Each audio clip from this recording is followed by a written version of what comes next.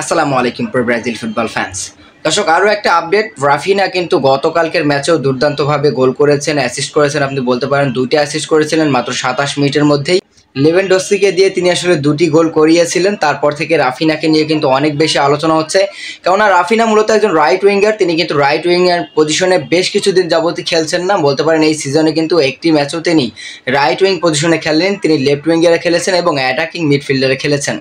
এবং হেনসি ফিলিকের অধীনে এবারের সিজনে রাফিনা যেভাবে নিজেকে আসলে মেলে ধরেছেন, সত্যি ব্রাজিল ফ্যানদের জন্য অনেক স্বস্তির একটা নিউজ এটাই এখন যে রাফিনা লাস্ট 11 ম্যাচে কিন্তু 11টা গোল অ্যাসিস্টের সাথে জড়িয়ে রয়েছে। এবং এই রাফিনা কিন্তু আসলে ব্রাজিল জাতীয় দলে কোন পজিশনে খেলবে এটা ডরিবাল জুনিয়র ডিসাইড করবে, কেননা ইতিমধ্যেই কিন্তু ব্রাজিলের স্কোয়াড ঘোষণা হয়ে গেছে, সেখানে রাফিনা আছে। এবং রাফিনাকে আসলে অ্যাটাকিং মিডফিল্ডারে খেলানোর সম্ভাবনা সব থেকে বেশি। লুকাস পাকুয়েতাকে নিচে খেলিয়ে রাফিনাকে সামনের দিকে খেলানো হবে, এরকমটাই জানাচ্ছে অনেক ব্রাজিলিয়ান গণমাধ্যমগুলো। তবে এটাই সব থেকে বেটার হবে, কেননা রাফিনা যে দুর্দান্ত ছন্দে রয়েছে এই অ্যাটাকিং মিডফিল্ড পজিশনে।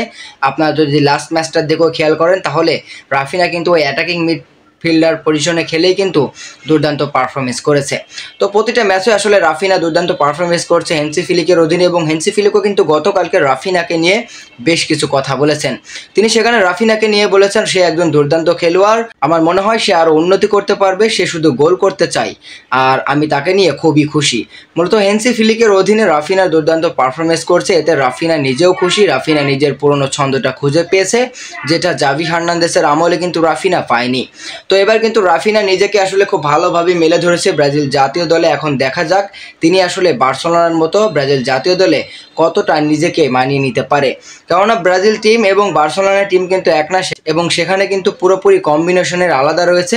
তো সেজন্য কিন্তু রাফিনার দিকে আলাদাভাবে নজর রাখতে হবে ডরিবাল জুনিয়রকে। রাফিনা যেই পজিশনে খেলে স্বাচ্ছন্দ্য বোধ করবে তাকে সেই পজিশনেই খেলাতে হবে, কেননা আপনার এই স্কোয়াডে ভিনিসিয়াস জুনিয়রের মতো একজন তারকা খেলোয়াড় নেই। রদ্রিগোরও পিঠে ইঞ্জুরি, আসলে ডেডিকেশন কাকে বলে রদ্রিগোকেই দেখা বোঝা উচিত। আপনারা আশা করতেই পারেন রদ্রিগোকে নিয়েও একটা ভিডিও হবে খুব তাড়াতাড়ি।